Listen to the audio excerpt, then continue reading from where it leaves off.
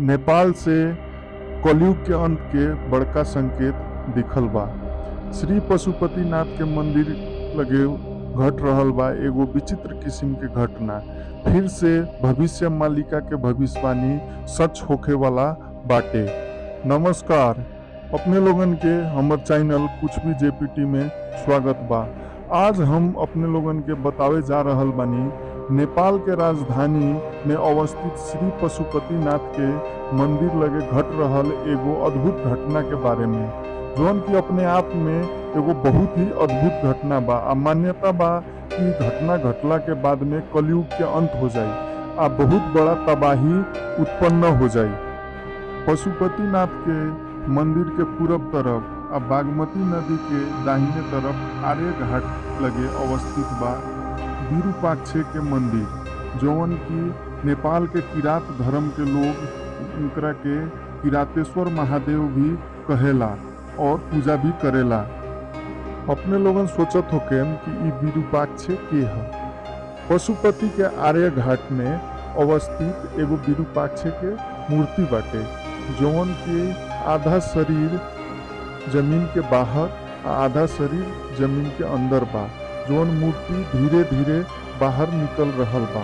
आ एकर ई मान्यता बाटे कि ई मूर्ति जब पूर्ण रूप से बाहर निकल जाई तो कलयुग के अंत हो जाई।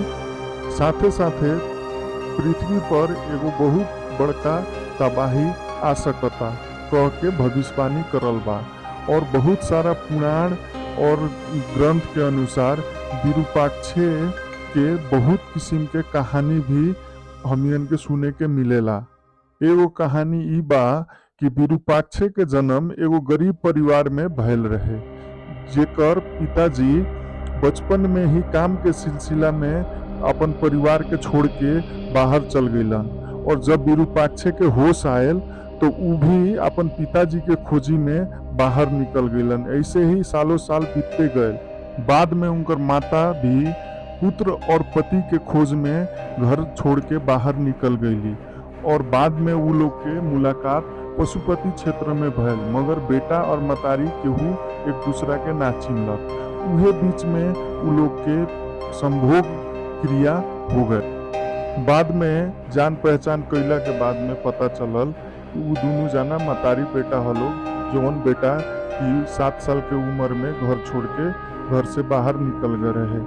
तब बाद में विरूपाक्ष के बहुत ज़्यादा ही अफसोस भयल और ऊ पशुपतिनाथ लगे जाके पूजा आर्जा करे लगलन और ऊ तपस्या करे लगलन। उहे बीच में उनकर शरीर धीरे धीरे पत्थल में बदले लागल और ई भी श्राप मिलल कि तोहर पूरा शरीर जमीन में धस जाई। और जौन दिन तोहर शरीर जमीन के बाहर निकली ऊ दिन पृथ्वी पर भारी तबाही आई।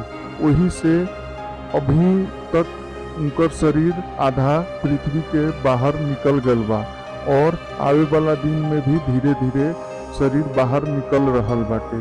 अब देखे वाला बात ई बा कि ई शरीर कब तक बाहर निकली एकर कोनो ठोस अनुमान नइखे लागल। वही से हमर वीडियो में इतना ही। अपने के हमर वीडियो पसंद आए तो हमर चैनल के सब्सक्राइब करी आ घंटी वाला बटन के दबावे के ना भूल पड़ाई, ताकि कोनो भी किस्म के नया वीडियो आई तो ओकर सबसे पहले नोटिफिकेशन अपने लगे जाओ।